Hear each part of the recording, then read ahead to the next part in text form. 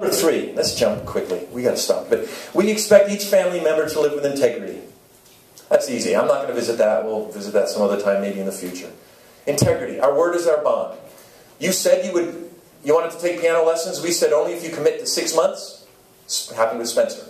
And I know it's been 2 months and you hate the piano now, but yes, you are going to finish your commitment. Why? Our word is our bond. You said you made a commitment. Integrity is important to us. It's a family value. And I know kids at school are calling you Liberace, but yes, you will keep wearing that sequin jacket I bought you to school. You got 4 months to go, kid. Go practice. Why? And by the way, if you've ever been late somewhere and it's your kid's fault and you're telling them, now I've got to speed, and if I get pulled over, and then you get pulled over and you lean to that officer and you say, oh, I'm speeding? Oh no, I'm not even in a... Oh, I'm so sorry, sir. I obey the speed limit all the time. Your kid's sitting somewhere in that car going, oh, okay. So we can lie to get out of getting in trouble. All right, thanks, Mom. That teaches me that lesson. By the way, you ever gone to church and had a fight with your kids on the way to church? We used to do that. My father would be so mad. I'm going to wait in the car. And my sisters were always later, and we'd get in the car to go to church, wherever it was. And my dad and mom would get in a little fight on the way. And then we'd get to church. You ever do this? You get out and you're in the parking lot, all the church people. You're like, well, hello, brother and sister. Come on, children. Let's go. God bless you, too. Right? It's hypocrisy, but we all do it. Anyway, we will live with integrity. Number 4, we will love others and treat them with respect. I'm going to give you a gift now, because respect is a tough one to quantify with our kids. We know when they've disrespected us, but sometimes it's hard to nail them on it. It's hard to pin it down. It's hard to really call them on it. Here's my gift. Write it down if you care, and if you don't, pretend you do because people are watching. 7% of what we communicate is the words we say. 7% of interaction with human beings is found in the words we say. That's what we communicate. 43% is our face expression and body language. And a full 50% is our tone of voice. So as you already know intuitively, it is possible for any human to disrespect another human being, even without saying a word. Your kids have done it. This is a kid respecting you without a word. You say something they don't like, and they go, oh! And they walk into their room. Oh no, you should call them back. Why? That's disrespectful. I didn't say anything. Oh yes, you did. Teach them this. I'll give you a tool to teach them by. I'm going to say the same phrase 3 times, completely different meaning. Here it is. I look at somebody I care about, my friend Debbie, and I say this. How you doing? What I've just done is, I don't know if you noticed, my whole body, I actually tilted my head to the side, my tone got softer, I leaned forward a little bit, I looked her right in the eyes. I obviously have communicated that I want to know how she's doing, I care. Second way, same words, lived in Hawaii, this neighbor kid, his uncle, he no control, he would live with him, he'd come to my door at dinner time, he wanted my food and mess up my house. And because of this whole aloha thing, I had to be nice. And so, actually I love that culture, but he'd get to my door, I'd open the door and I'd see him, and I couldn't say anything he'd quote me on, I'd have to be nice, but I'd say it like this, how you doing? Which basically means, kid, you're driving me nuts, go home and die. You're just killing me. Third way, same words, different meaning. How you doing?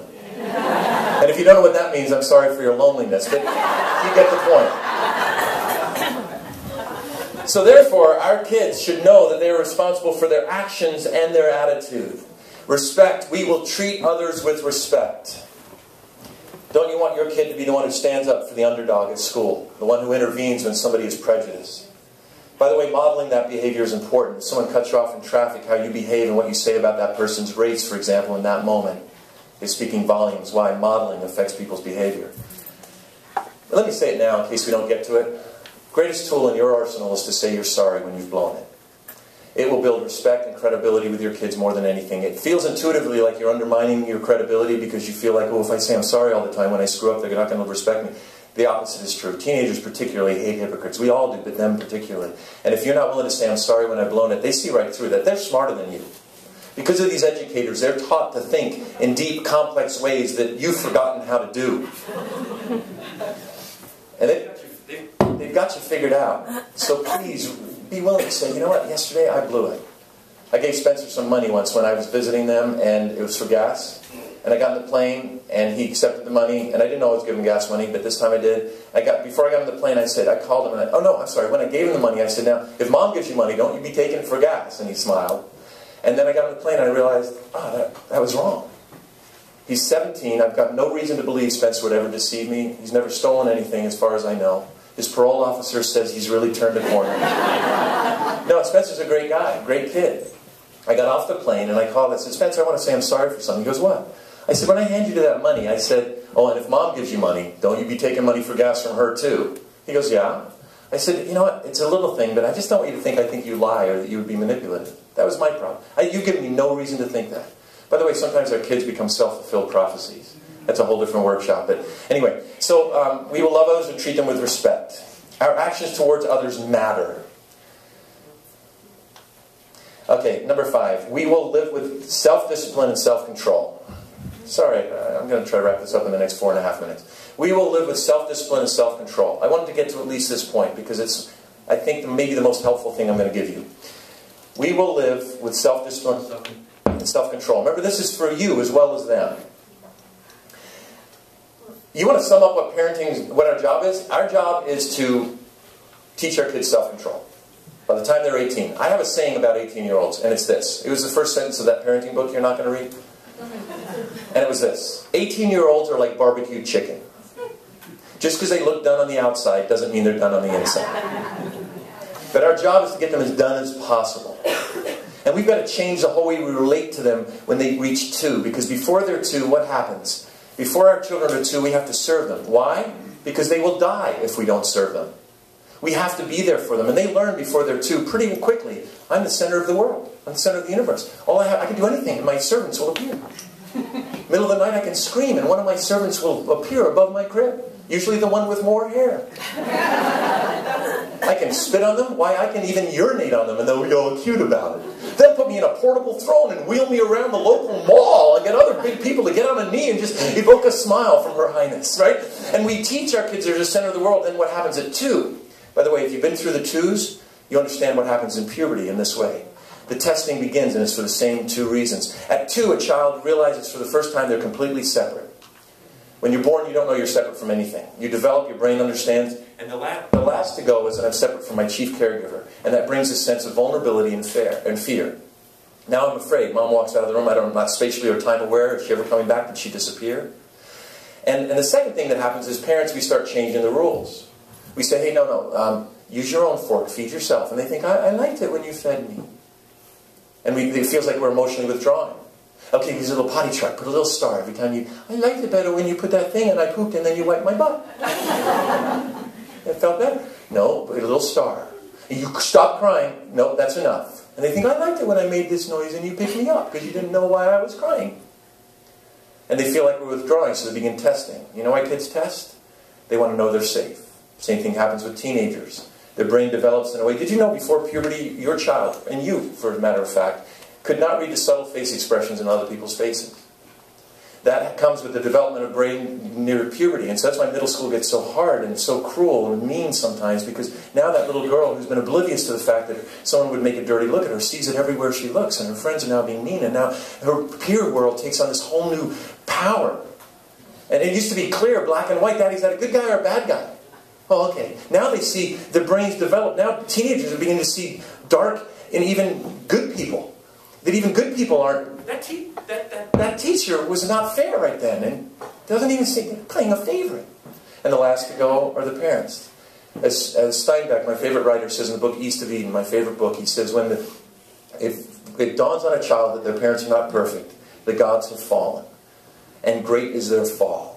They don't fall a little. They fall into deep green muck. And building them up again is a tedious thing. When our kids figure out that we're not perfect, all of a sudden this whole conflict enters in. And they've got this new tool, which is this ability they need to develop, which is to see the gray areas. And they love to debate. Why? It's like a new toy. They've got this new plaything. And they want, no.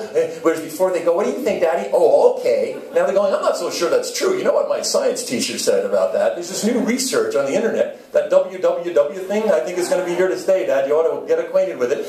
And they start questioning the things that we say. And we feel like, and all of a sudden, they begin to test us. Best picture of why our kids test us is this. I bought a house in Hawaii, on Kauai. When I moved there, my realtor finally found that there was a little old plantation cottage on an acre. It was amazing. I just sold it, wish I didn't have to, but it gives me the right to now live in Laguna Beach and one day, hopefully, have the prayer to put a down payment down on some shack. So, this is the thing. So, I called a friend on the way to the house to say, what do I look for? He was in construction. I envy men who can build things with their hands. How cool would it be to be a man drive by and go, honey, I built that? Or to live in the place you built. How cool. All I could do is drive by somewhere and go, hey babe, I said words there. You know, it's not that cool. Old ladies say words, and so do birds. Some birds say words. It's not that cool. But anyway, so I asked my manly friend, well, what do I look for? He said it's a plantation cottage, single wall construction. Not 2x4s with double wall construction, single wall construction, Tyler. So you got to go and push on the walls. We can replace the floor, the ceiling, the windows, the electric, the plumbing. We can replace everything in these old homes. But if those walls aren't viable, it's not going to be good. So what do? Go and bang on them, push on them, prod them, test them. He said, don't love the house until you've done that. Well, you know what I did? I went around and pushed on those walls. I loved the house when I saw it. I wanted it to be my home. And this is the key. When I was pushing, I was not pushing hoping that I was stronger. I was pushing hoping that those walls were stronger than me. Why? I needed to feel safe living in this home. When your kid tests you, it's because they need to know you're stronger. My mom taught me not to obey her until the 5th time. She taught me that, actively taught me, don't obey me till the 5th time. We had chores. I believe your kids should have chores and they should not be paid for them. They should be taught that they're giving to a larger community that they're living in.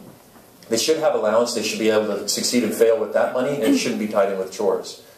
But I had a chore, take the garbage down. My mother would say that every Sunday on the way home from church, take the garbage down. I saw the cans of the other houses. I knew, Mom, all right. But I would think, oh, game on. She'd say, don't make me ask you again. Okay, Mom, I'll do it right away. Make a long story short, we'd be watching Mission Impossible on TV, which was a family tradition, eating grilled cheese, dipping it in tomato soup. If you've never done that.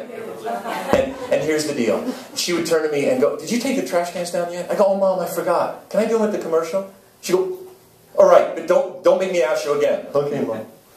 Oh, Mom, I know it's a commercial. Can I wait till the half-hour commercial? Because they're longer.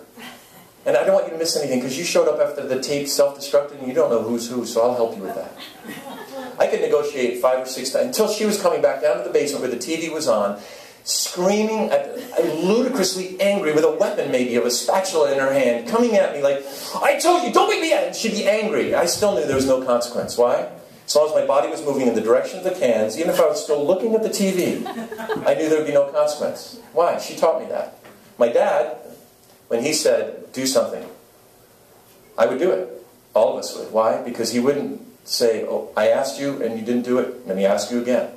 No, he'd say, hey, listen, I'm an adult. When I tell you to do something, you do it. We obeyed my mom when my dad was there, because my dad really backed up my mom. By the way, guess who had the hardest time parenting? Guess who was most tired? My mom, because she created more work, because every time it was, let me see how far I can push. Our kids want boundaries. I'm not going to go through all of this list, but this is the gift I want to give you. If you have to leave, by the way, because you don't love your kids, go ahead and slip out. No, it's okay. So, what happened is this.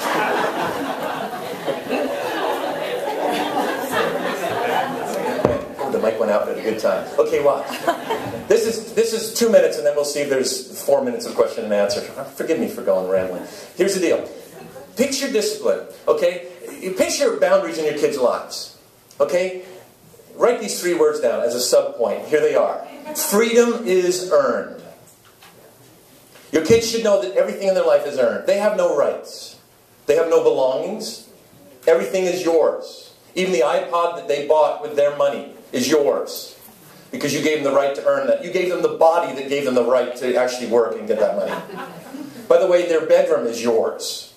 And don't send your kid to the bedroom. That's like your boss being mad at you and going, I'm so angry, go to Hawaii for a week. Their bedroom is set up to be finely tuned to meet their needs.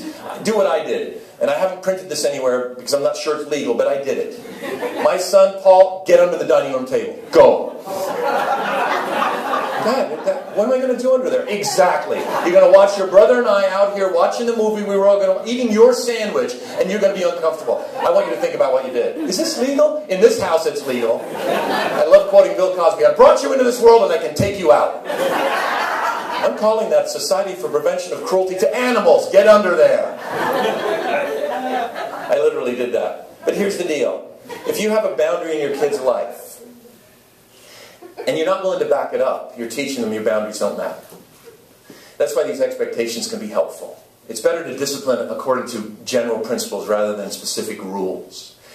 So let's just do it. The middle school kid, you do your homework when you come home before you do anything else. But that's our boundary. Why? We want you to teach you to be responsible, work before play. Now watch. This is your boundary. Inside this fence, if you're looking down from a helicopter, you say to your child, inside that fence you operate. We give you those rules. But here's the key. You have a chance to earn more freedom, because in every fence we put up around your life, there's a gate. And if you show us you're responsible with doing your homework when you get home from school, without complaining and doing it well, then we're going to open that gate and you can walk into a bigger fenced area.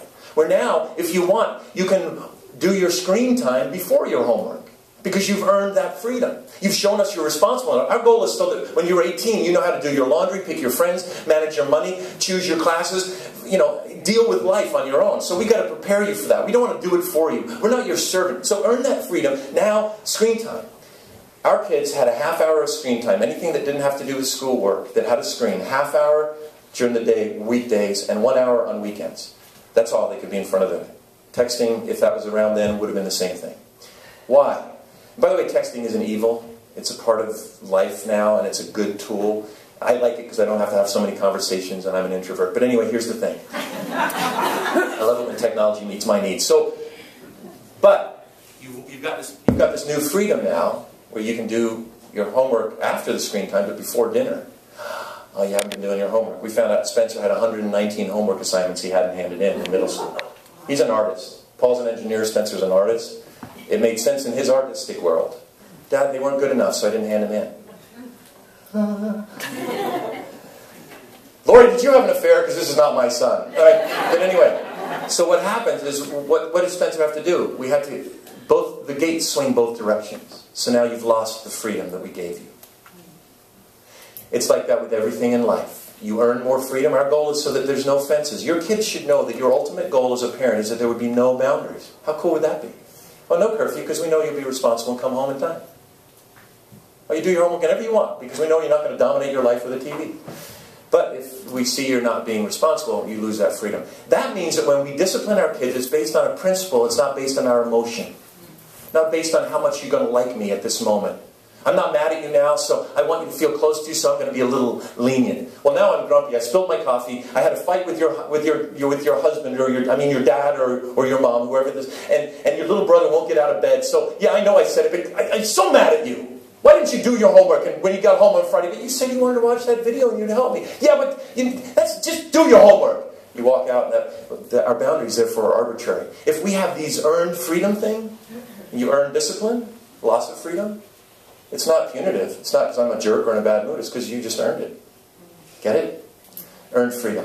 Okay, let's see if we have 6 minutes for that half-hour question and answer time. I'll just give you these last two so you can write them down, because I know some of you are A-type personalities and you're expecting 7 or 8. So here we go. That was my fault, by the way. Number 6, family time is non-negotiable. Families who have 4 sit-down meals together a week, those children are 4 times less likely to abuse substances when they're in their 20s. It's a fact. Not drive-through, but sit-down meals together a week. If your kids are too busy to do that, or if you're too busy, look me in the eyes. And if I offend you, I don't mean to, but I kind of hope to. Your priorities are messed up if your kids are so stressed and so busy.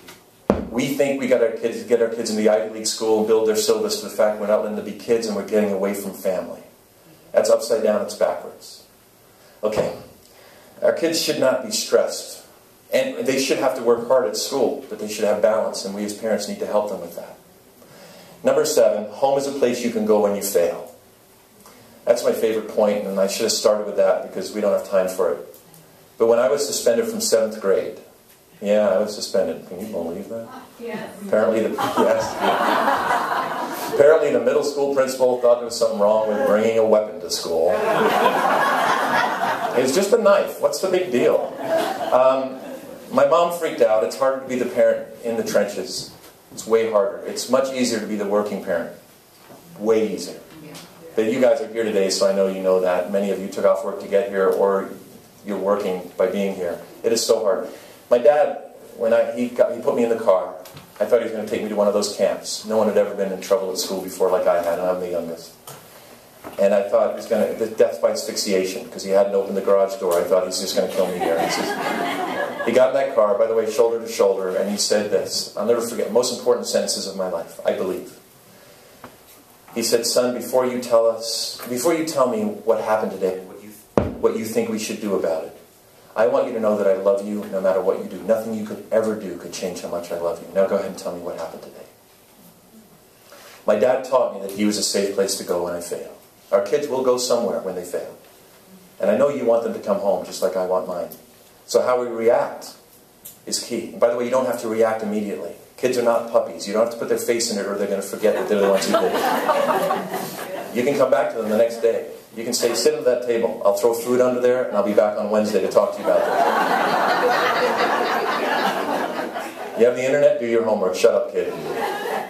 But here's the deal. Home is a place you can come when you fail. And if you failed at making home a place you can come when you fail, the beautiful thing, like anything else, is you can sit with your kids and apologize because you've made that mistake. And we tend to extrapolate their failure. If they did this today, what are they going to do in 10 years? That boy's her friend. I've seen that boy's father, and he's a womanizer. I don't want her hanging out with him anymore. I know she's 7, but if she hangs out with him, he might end up becoming someone she dates, and then someone she marries, and we're going to have... No, you can't hang out with that boy. You see how we tend to extrapolate into the future fears.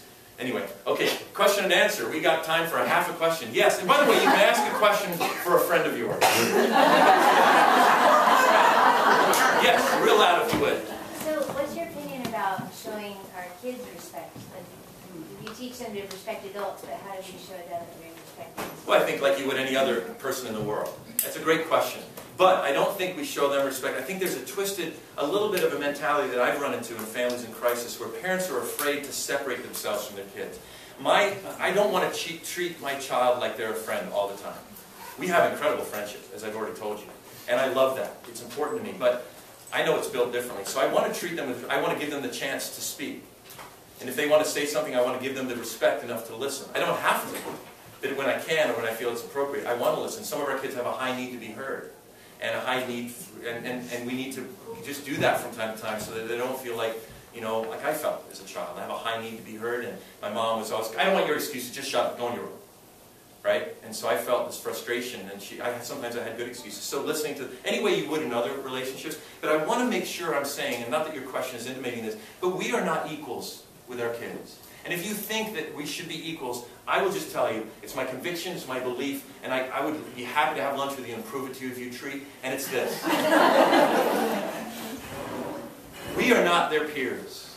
We are their parents. And their needs, if they speak to me the same way they speak to their buddy down the street when they're frustrated, I have to readjust. And it's not an issue of me not respecting them, it's an issue of me building respect with them. It's the same question you would ask about a boss on a job. There has to be a certain amount of distance in many jobs. Otherwise that respect is gone, the authority is gone. We need to maintain that. I'm not saying that our kids are these things that we don't respect or love. Obviously, I would die for my sons. And I know you guys would too. So does that sort of answer your question? Is there more to that question that I might have missed? No? Okay. Thank you for asking, because that's an important side of it. Yes? Is there a fine line between stressing our kids out, because you don't want us to do that, but yet at the same time suffering is stressful for them? So where's that fine balance? Is it different for each child? I believe that any suffering that they deserve, they should feel the full brunt of. If they have done something to call it the consequence of that, then they should. Spencer fell backwards without his helmet on his skateboard. Lori, I was so proud of you, she wanted to run out and rest. In fact, she wanted to yell out the window, "Put on your helmet!" But she didn't.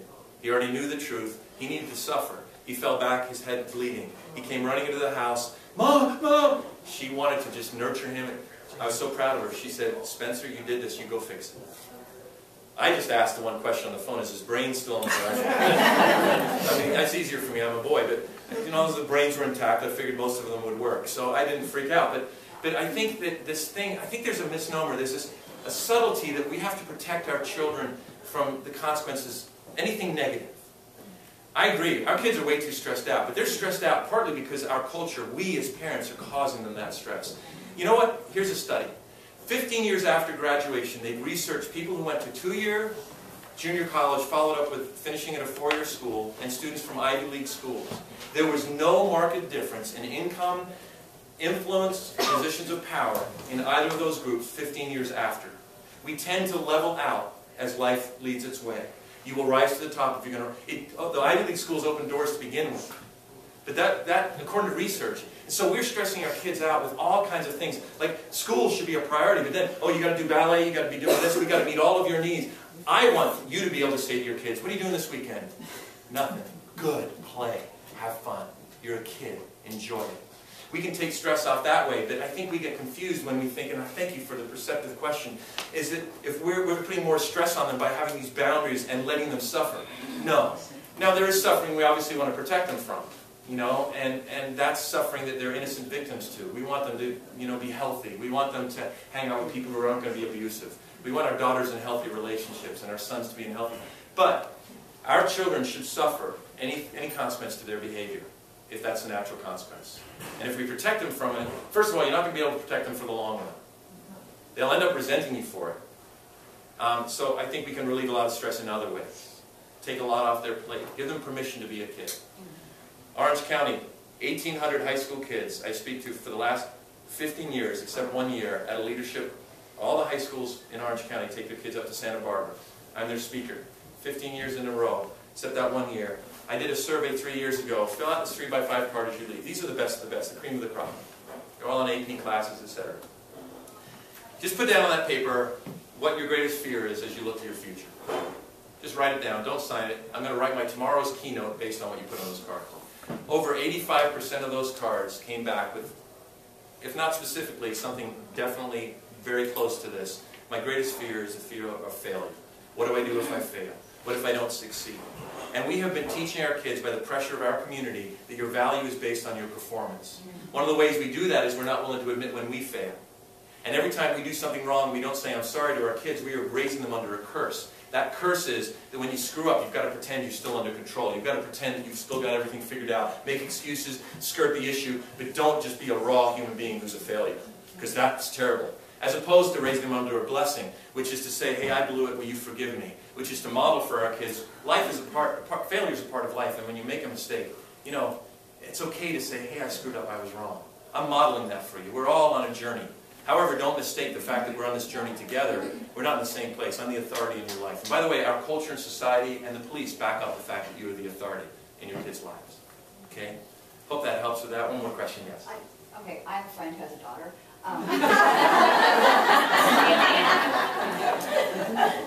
It's tone. You talked about tone being the 50% kind of thing. And I don't know, her dad and I try to say, it's the way you say it. It's not what you're saying, it's the way you're saying it. What do you mean? Okay, do you not hear yourself? I mean, do they not hear themselves? I think that sometimes they don't hear themselves because that's how they interact with their peers sometimes. I think sometimes they sort of get it, but they don't want to. Like anybody, the biggest challenge in counseling anybody is to get them to face the truth about themselves. Because the truth is painful. We create coping mechanisms in our lives to turn our back on the truth, whether it's sexual abuse as a child, whether it's a blind spot in how we relate to people. It's much better to think this happy thought than face the truth. And to get somebody to turn and face the truth about themselves can feel like death. So your child, your friend's child, who maybe has a tone of voice thing, even though you use yourself as the example to protect your friend when you said, my husband and I. That was lovely. But here's the deal. I mean, we all have that issue. And so I would say, my strategy for this would be to wait until things are pretty good. She's happy with you, right? She's 14. Okay, well, never mind.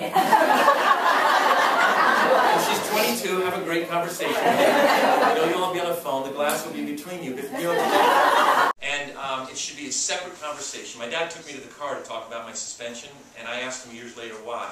He said, I just remember wanting to set that conversation apart because I knew it was an important moment in your life. And so I think that illustration I gave you, the 3 ways to say something, even use that, steal that, and just have a face-to-face, adult-like conversation where you and where your friend and their co-parent would sit and look at this girl and say, sweetheart, you may disagree with us, but here's the deal. Our job is to prepare you to be free of us. We're supposed to let you go starting at age 2 and prepare you to be 18. So here's something. All of us have blind spots. We believe you have a blind spot, and we want you just to listen. Without saying anything, then we want to hear everything you feel.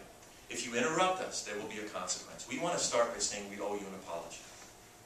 She's more likely at that point to go, oh, okay, what? Because you're taking responsibility. And then you should say, we have somewhere made the mistake of creating a culture in our home where we've let you get away with disrespectful tone of voice to us. And that's our fault, sweetheart. Will you forgive us for that? She's smart enough, she's going to figure where you're going. And she's going to say, oh wait, if I buy into that, then you're going to nail me on this. So she might go, well, I don't need to forgive you. say, well, here, you're going to want to forgive us, and here's why. We want you to know change is coming to our family.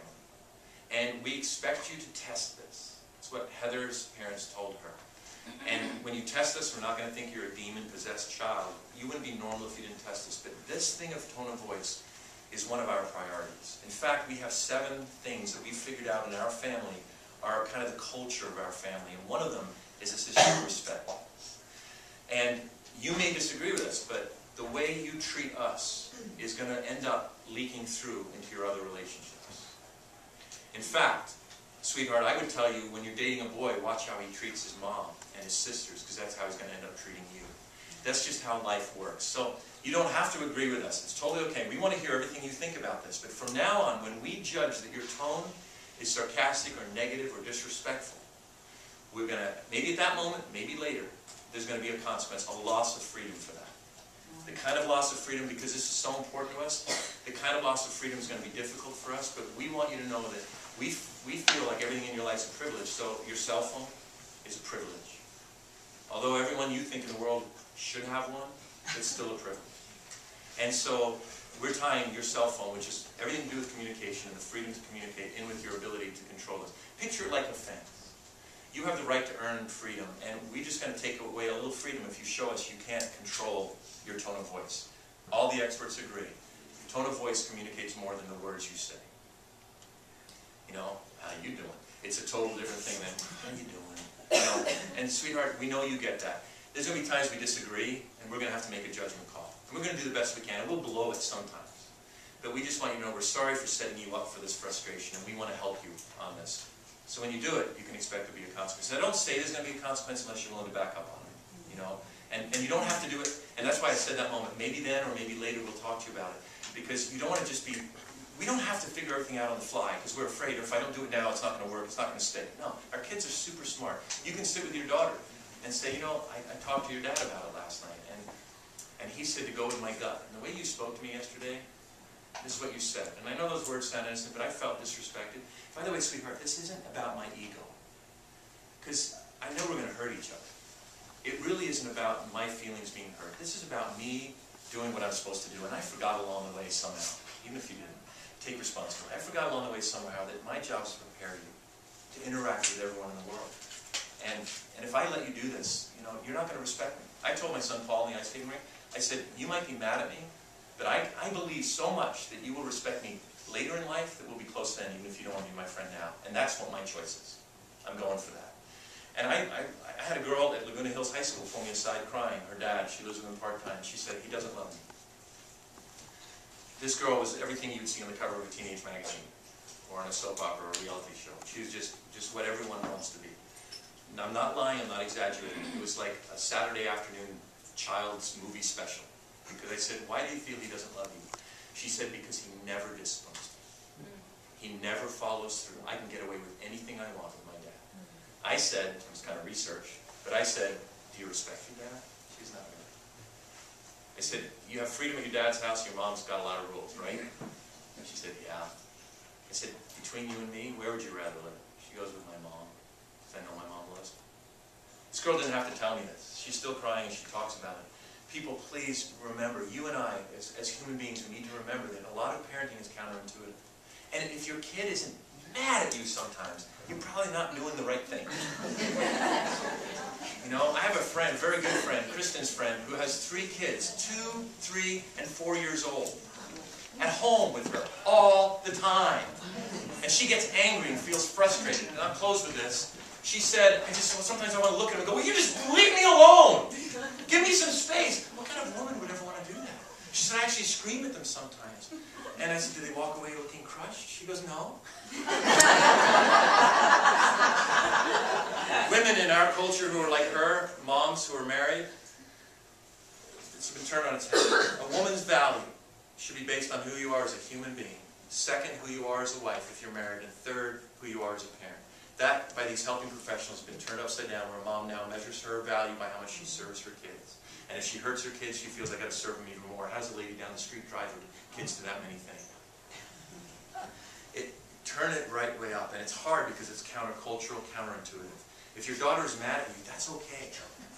Right? She's going to be mad at you anyway. That means you're succeeding. Your kids are going to be mad at you anyway. And you'd rather them be mad at you about something that you know is right than just because they feel you're being arbitrary. You guys, I've rambled and we're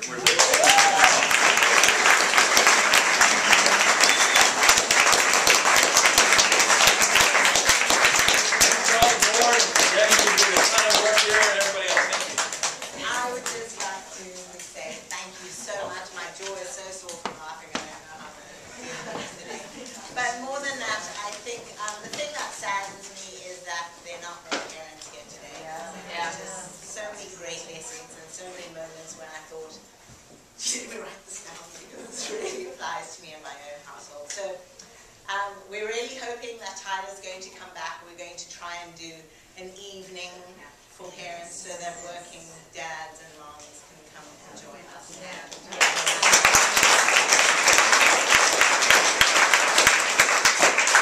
Can you speak as a school to our students?